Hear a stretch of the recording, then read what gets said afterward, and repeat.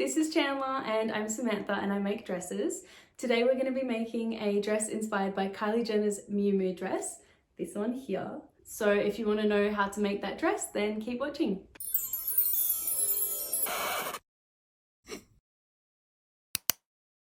This is the fabric that I got from Spotlight. It's like a little kind of cappuccino deluxe satin. I reckon that would be really nice, especially on my skin because I'm quite pale. And then this is the beading that we're gonna go with. Cat hair. This is the beading that we're gonna go with all over the dress, which I reckon will be quite nice. We have a look on the satin.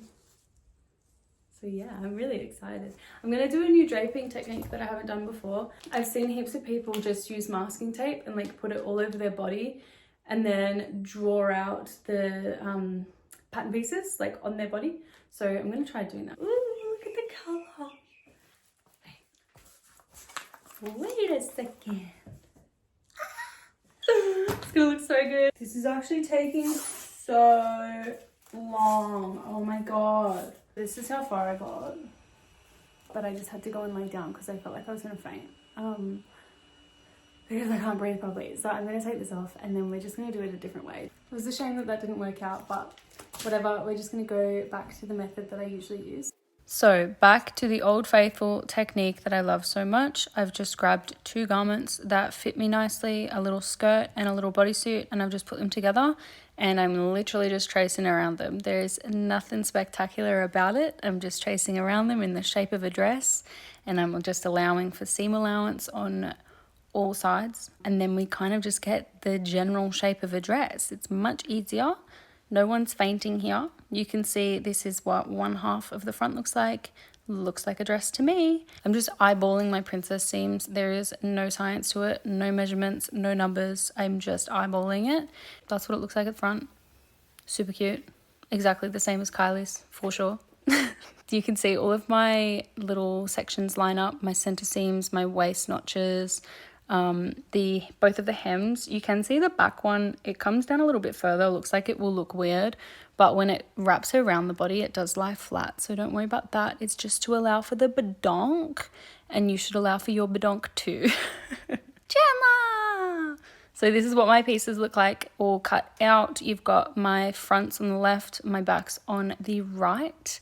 And then I've just kind of grabbed a fabric that I don't really care about, a similar kind of stretch satin. I always do this when I'm doing something that's form-fitting because it's just not forgiving. It's best to do a toile. So I just grab some fabric that I don't care about whatsoever and I just make a rough draft of the dress to see if it fits. Okay, I've made the mock-up. There are some measurements that I need to change. I do need to make the waist the tiniest bit smaller. I'm trying not to make it too small though because I am putting boning in there and there will be a lining and an interfacing as well, so I don't think there's that much room to make it smaller. I'm just going to go and watch a movie with my boyfriend and make some dinner, and then I'll be back tomorrow to change the measurements of this and then make our final patterns, and then we can make our final dress. Bye! Morning! I've just altered my pattern pieces. There was a little bit of tightening that needed to happen like around the waist area, so I took an inch off of the sides and then a centimeter off of the princess seams on the front. I just put the garment on inside out and then pinched where it needed to be tighter, and then I mirrored those measurements onto my pattern pieces, which are now ready to be cut. So I'm going to go and cut a lining, an interfacing and a main shell. And then yeah, we'll be ready to start putting it all together.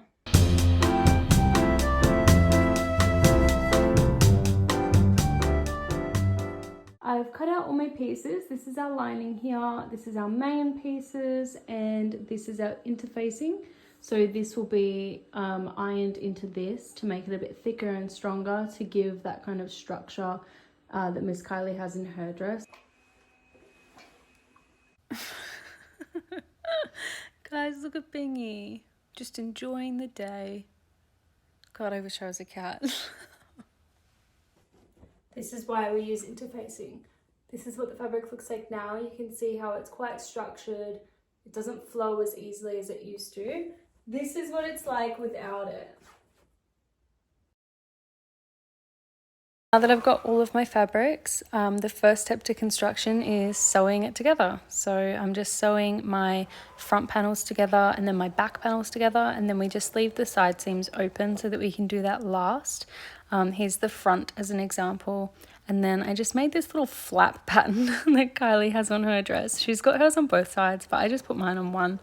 I just fashioned that from the pattern that we made before, and then I've just sewn one side of it, really nothing special, and then I gave it a little pressy press, and it's just going to go over the breast there. Why did I say breast? What the heck?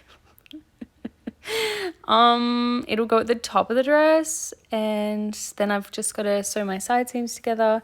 This is the shell of the dress at the end of day 2, and then I just kind of experimented with some boning to see how it bends. And yeah, I'll see you tomorrow for day 3. Day 3 today. This is what we're working with today. This is how it's looking. So it's really coming together. You can see it's kind of taking shape. What we're doing today is putting the boning into the channels and then doing all of the beading, which will probably take all day because I'm doing all of it by hand. What you saw me doing last night before I went to bed was bending all of the boning so that it can fit on the inside of my dress like this. So I'm actually, instead of making channels for the boning, I'm actually just sewing it into the seams that are already there. It also helps like keep these seams pressed, and also I feel like every single time I've actually done boning channels, I've had a breakdown because they're really hard to work with. So this is a lot easier for me. I'm just putting masking tape at the bottom of my boning so that it doesn't poke through the dress, because it's like such a thin fabric on the inside. I don't want any peekaboo moments. And then I'm just kind of like trimming that down and then rolling it up in my hand so that it sits quite nicely. And then I'm just going to kind of like pin it into all of the seams and then just sew in the ditch. I didn't have anyone to help me film and my tripod was playing up, so this is me literally filming with my chin. You will see in 1 second. See? This is what it looks like after on the inside of the dress. All of the boning is stitched inside all of the seams instead of all loosey-goosey inside a channel. I'm just giving it one final press before I do all of the beading, but here's all my beads. I'm so excited. So excited to do the beading. However, I did not realize how long it would take, like actually years. So I watched my favorite show and I just kind of like buckled in and did so many beads. I actually had a little cut on my thumb from doing so many beads, but look how pretty it looks. It's so nice with the little dangly danglies on it as well. So pretty. Yeah, and then I had a little bit of food to end my very eventful, boring day. My God, my skin looks amazing today. It's day 4 already, and I severely underestimated how long it would take to hand bead a dress. In my brain, I was like, it'll take 1 day. Doesn't. It really does not take 1 day. This is what I did yesterday. So you've got all of the hand beading on the top and then down the front of the dress. I haven't done anything to the back yet. It's gonna be so shiny. I'm so excited to see it finished, but it is just like testing my patience the tiniest bit how long it's taking. Now today we need to bead the whole back of this part, which is gonna take forever. I've got my ridiculously large coffee, I've got a bag of Cheetos, I've got water, I've got Law and Order. I have everything I need to set me up for success. Do, do, do, do, do, do, do. This is my first YouTube video, by the way. Feel free to tell me if I talk too much. No, in all seriousness though, this is my first video and I'm so excited to be here with everyone. Probably like 20 of you that are here. It's nice to have you.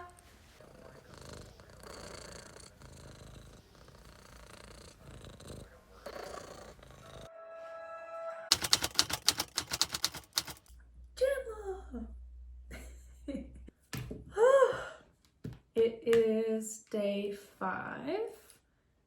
I am almost done with the beading. I'll show you what I got done yesterday.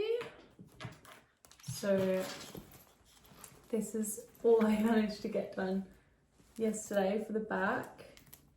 With what I've got done on it already, I think I'll have all of it finished by today. I've been using these the whole time I've been beading, right? I did not know these even existed, but instead of having to like poke the thread through, it's got like a little contraption on the top where it's open, and you just like wrap the thread around and you just push it through the top, and now it's through the hole. And I didn't even have to like use my eyes or anything. All right, time lapse.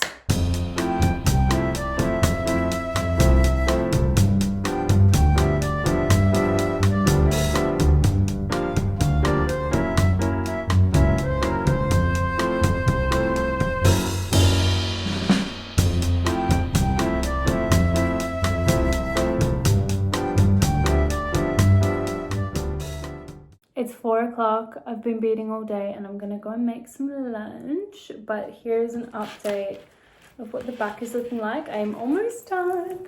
I only have a couple more that I want to put on. So wait, let me show you. This is what we're working with. Obviously I don't have the zipper in, so it doesn't look like it fits, but trust me, it fits. This is what I've done today so far.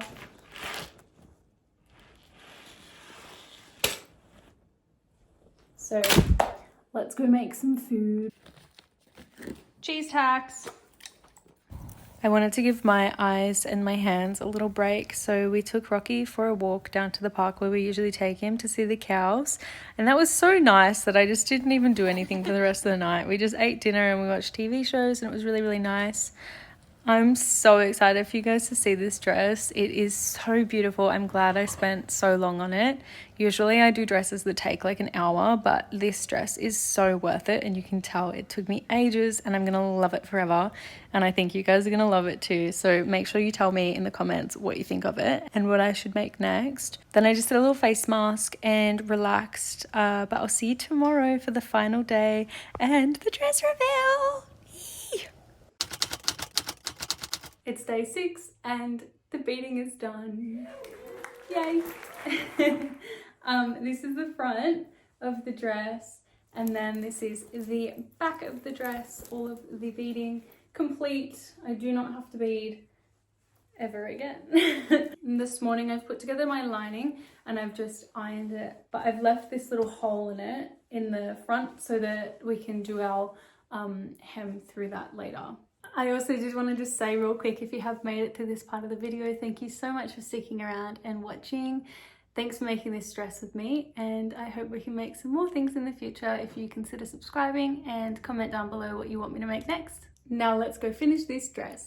Pardon me, Chandler.